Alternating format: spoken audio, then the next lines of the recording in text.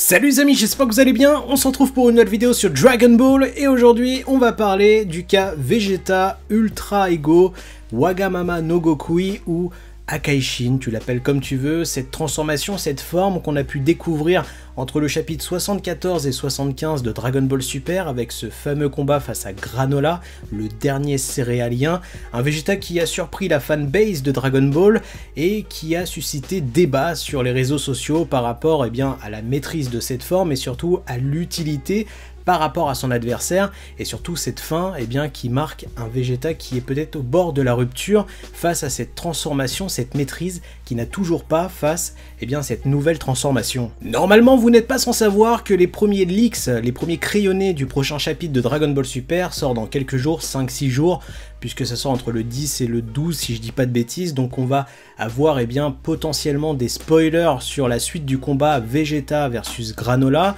Et quelque chose que je peux vous conseiller, c'est que par rapport à une lecture, il est bien de relire un chapitre, un tome, quelques jours après, pour tout simplement réfléchir à ce que l'auteur a essayé de nous transmettre et à trouver la suite du scénario. J'avoue, moi-même, j'ai été un petit peu déçu de la fin de ce chapitre en voyant un Vegeta qui était au bord de la rupture, mais ceci peut s'expliquer tout simplement en réfléchissant à la suite des événements. Déjà, je pense qu'on va être tous d'accord sur ce sujet, il était bien trop tôt pour que Granola soit fini, anéanti par Vegeta ou par Goku, puisqu'on arrive tout simplement au chemin de l'arc où tout est en train de se dessiner entre les haters, Freezer et Granola. Donc il était impossible entre guillemets de voir une victoire totale de Vegeta, et quelque chose qu'on pourrait comparer par rapport à cet état, cette transformation de Vegeta, on pourrait avoir un effet miroir entre Goku Ultra Instinct et Vegeta Ultra Ego. Vegeta et Goku utilisent deux chemins différents pour avoir une maîtrise et avoir des évolutions différentes. Donc là sur le papier, on a bien ces deux chemins qui sont bien dessinés, avec un Goku qui prend les arts des anges et un Vegeta qui prend les arts des dieux de la destruction. Par contre, quelque chose qui a un petit peu foutu le chaos par rapport à cet arc, c'est que, bien entendu, on a vu un Goku Ultra Instinct se faire tartiner l'oignon par Granola. Donc forcément, tous on a été choqués en voyant un Vegeta mettre des mandales monumentales à Granola et perdre pied. Puisque là, pour la plupart des fans, c'était merde, Vegeta a déjà dépassé Goku, ou est-ce que c'est à cause de l'intensité de son pouvoir et à l'effet surprise face à Granola que Granola était en train de perdre pied face à Vegeta. Et pour moi, de voir Vegeta au bord de la rupture, c'est quelque chose qui est évocateur en nous expliquant que Vegeta aura une forme maîtrisée de cette nouvelle transformation. Si on devait imager, comparer la situation de Goku et Vegeta, c'est par le biais de l'Ultra Instinct. Comme on a pu le voir dans l'animé et même dans le manga Dragon Ball Super, Goku Ultra Instinct non maîtrisé face à Jiren, il a perdu. Il a perdu puisqu'il n'avait pas l'essence et la maîtrise de ce pouvoir, et par la suite on a eu une forme maîtrisée à la fin du tournoi du pouvoir, et même là, même si on a eu un Goku qui était nettement supérieur, ça n'a pas suffi pour anéantir l'ennemi. Pour Vegeta, ça peut nous marquer cette idée, c'est-à-dire que Vegeta actuellement, il est dans une situation où il découvre ce nouveau pouvoir, et comme on a pu le voir dans ce chapitre, pour qu'il devienne de plus en plus fort, Vegeta a besoin d'encaisser des dégâts pour que sa forme combative, entre guillemets, puisse prendre le dessus et avoir un pouvoir nettement supérieur. Et ça, c'est un réel problème pour un mortel. Pourquoi? Puisque Vegeta n'est pas invulnérable, il n'est pas invincible, il a ce qu'on appelle une limite au niveau des dommages.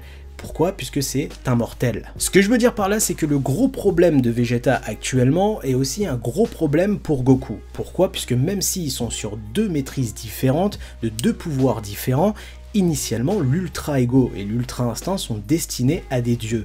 Et là, on a un Goku qui galère au niveau de l'Ultra Instinct puisque ça lui bouffe pas mal de stamina.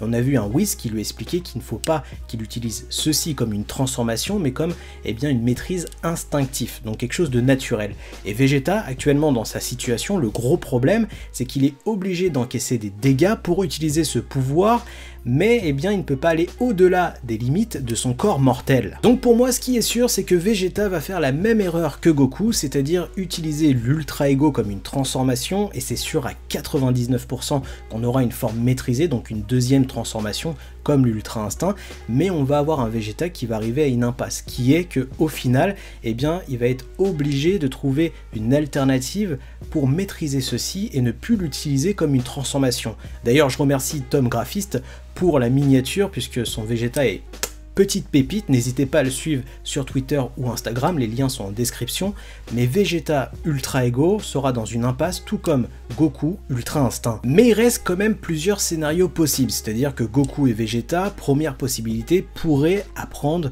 une technique qui permet tout simplement de guérir en plein combat. C'est-à-dire que l'Ultra Instinct pourrait être moins gourmand, ou Goku pourrait tout simplement canaliser et se guérir lors de l'utilisation, et pour Vegeta, eh bien quelque chose qui permettrait d'encaisser des dégâts, mais de se guérir automatiquement. Donc ça serait quelque chose d'assez sympa, puisque voilà, je pense que ça pourrait apporter un petit plus à Dragon Ball, et ça permettrait à Goku et Vegeta d'atteindre leur objectif personnel et d'avoir fini en termes de maîtrise. Après, deuxième possibilité, eh bien Goku et Vegeta sont tout simplement la clé de leur réussite. Je pense que vous connaissez cette expression, tous les chemins mènent à Rome. Et bien pour Goku et Vegeta, même si actuellement ils ont deux chemins différents, l'Ultra Instinct pour Goku et l'Ultra Ego pour Vegeta, eh bien la clé de la maîtrise 100% de ces deux pouvoirs serait le mix des deux, c'est-à-dire Goku qui maîtrise l'Ultra Instinct et l'Ultra Ego pour avoir le pouvoir absolu, et de même pour Vegeta, puisque inconsciemment, c'est quelque chose qu'on essaye de nous montrer par le biais de Beerus, qui lui maîtrise les arts du dieu de la destruction, mais aussi l'Ultra Instinct des anges. Parce que je pense sincèrement que beaucoup d'entre vous, eh bien, ont compris un petit peu le délire de l'Ultra Instinct et de l'Ultra Ego. Sur l'Ultra Instinct, on est sur quelque chose de défensif, et sur l'Ultra Ego, quelque chose d'offensif. Eh bien, si tu arrives à maîtriser l'offensive et la défensive, j'ai envie de dire, tu es l'être parfait, et ça serait la clé tout simplement pour peut-être dépasser Beerus, et voire même peut-être se rapprocher des niveaux des anges. Parce que soyons honnêtes, entre le Migate no Gokui et le Wagamama no Gokui, que faire de plus dans l'univers de Dragon Ball Super encore plus puissant que ces deux techniques? On est dans une impasse où, eh bien, Goku et Vegeta utilisent deux chemins différents, mais ces deux chemins différents peuvent tout simplement se rejoindre pour, eh bien, créer le pouvoir absolu. Et là pour moi ça serait une belle conclusion pour le personnage de Goku et Vegeta qui pour l'instant eh bien ne peuvent pas utiliser le pouvoir de l'autre. Donc il faut une maîtrise, il faut avoir obtenu ce pouvoir pour tout simplement avoir la dernière clé et clôturer leurs aventures. Donc voilà tout ce que je pouvais dire sur l'Ultra Ego et l'Ultra Instinct actuellement dans l'univers de Dragon Ball Super. On n'est pas à l'abri d'être surpris et de voir comment cet arc va se clôturer avec Goku et Vegeta. On peut toujours penser à un Vegeta qui va briller et peut-être être l'héros de l'arc, ou pourquoi pas eh bien Goku et Vegeta terminant l'ennemi, ça serait plutôt magnifique, avec une certaine synergie entre l'Ultra Ego et l'Ultra Instinct, un mix des deux pouvoirs pour anéantir l'ennemi. Pourquoi pas? N'hésitez pas à partager toutes vos théories en commentaire, de liker, de partager, de vous abonner à la chaîne YouTube. Je vous souhaite une bonne journée, une bonne soirée, à très bientôt, tchuss!